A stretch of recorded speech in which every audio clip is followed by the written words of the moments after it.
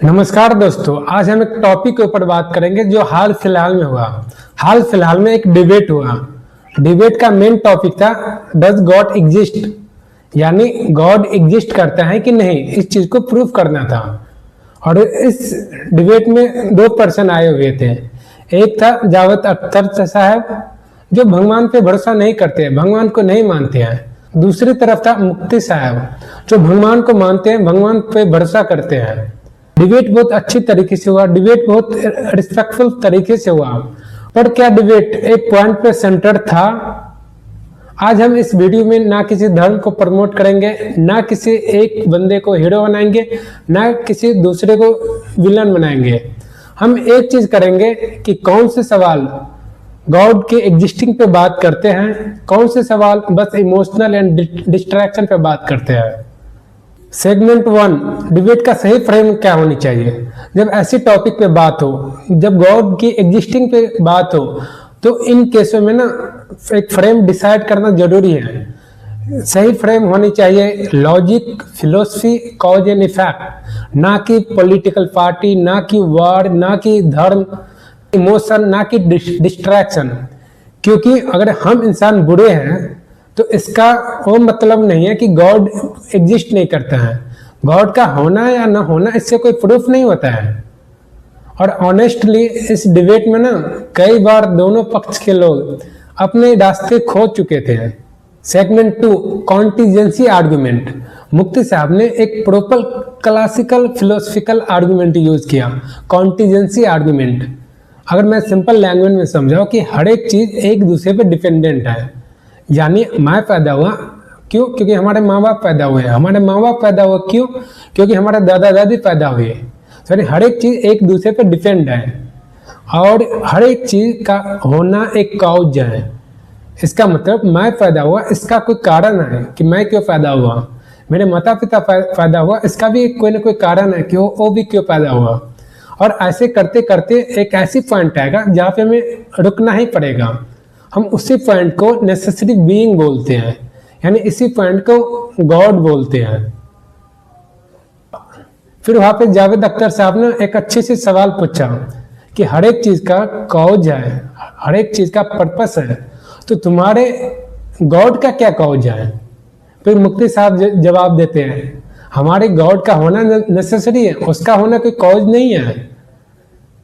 फिर जावेद अख्तर साहब बोलते हैं अगर बिना कॉज के तुम्हारे गॉड हो सकते हैं तो बिना कॉज के यूनिवर्स क्यों नहीं हो सकता है।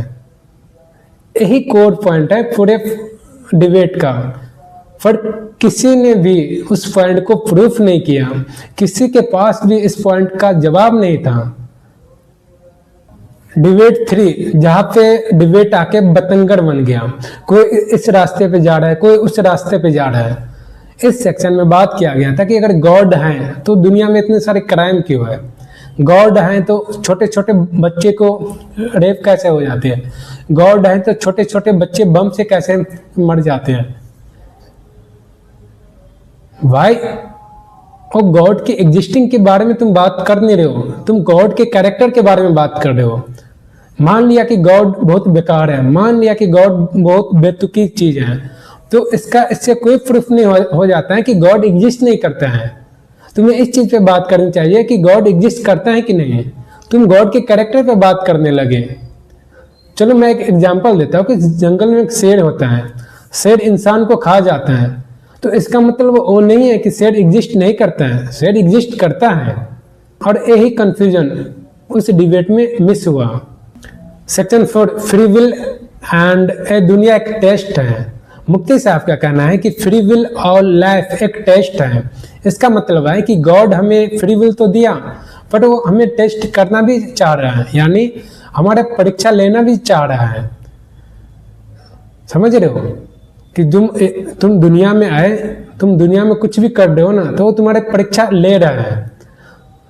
फिर जावेद अख्तर साहब एक काउंटर क्वेश्चन करता है कि अगर गॉड किसी भी चीज में इंटरफेयर कर सकता है और गॉड इतनी पावरफुल है, फिर उन बच्चे को बचाता क्यों नहीं है जिसके साथ गलत काम होते हैं, जो बहुत बच्चे में मर जाते हैं। तो फिर तुम्हारे गॉड इसमें इंटरफेयर क्यों नहीं करते, उसको बचाता क्यों नहीं है। अगर तुम्हारे गॉड इसको परीक्षा लेना ही चाह रहा है, तुम ऐसी गॉड को माने क्यों? तुम अगर वैसे देखोगे धार्मिक फ्रेमवर्क से ना, तो तुम सेटिस्फाई हो जाओगे कि चलो मेरे साथ कोई घटना हुआ तो हम मान लेंगे कि चलो मैंने पिछले जन्म में वो काम किया होगा, इसलिए इस जन्म में मैं भुगत रहा हूँ। बट तुम अगर लॉजिकली सोचोगे ना तो वो कंप्लीट नहीं है। सेक्शन 5 मोरालिटी, जो सबसे ज़्यादा कंफ्यूज किया गया टॉपिक था उस डिबेट में। मुफ्ती साहब बोलते हैं कि गॉड के बिना मोरालिटी पॉसिबल नहीं है, पर जावेद अख्तर साहब बोलते हैं नहीं, मोरालिटी तो इंसानों ने बनाया। पर सच ये है कि मोरालिटी से तुम गॉड को प्रूफ नहीं कर सकते हो कि गॉड एग्जिस्ट करता है कि नहीं करता है। मान लो कि गॉड बहुत बेतुकी चीज़ है, गॉड बहुत बेशर्म है, गॉड क्राइम करते हैं, तो इससे वो चीज़ प्रूफ नहीं होता है कि गॉड एग्जिस्ट करता है कि नहीं करता है। हम यहाँ पे आए थे गॉड की एग्जिस्टिंग को प्रूफ करने के लिए, ना कि उस चीज़ पे डिबेट करने के लिए। कंक्लूजन यह है कि कोई भी इंसान गॉड को 100% प्रूफ नहीं कर सकता है कि गॉड एग्जिस्ट करता है कि नहीं करता है, और कोई भी 100% डिनाइड भी नहीं कर सकते हैं। मुफ्ती साहब मेटाफिजिक्स को यूज कर देते हैं उस चीज़ को समझाने के लिए। वो चीज़ लॉजिकल तो है पर उसको प्रूफ नहीं कर सकते हैं। और जावेद अख्तर साहब फिलोसफी यूज करते थे, स्ट्रांग तो हैं बट वो भी इनकम्प्लीट हैं। बाकी तुम लोग क्या सोचते हो इसके बारे में, ज़रूर कमेंट करना।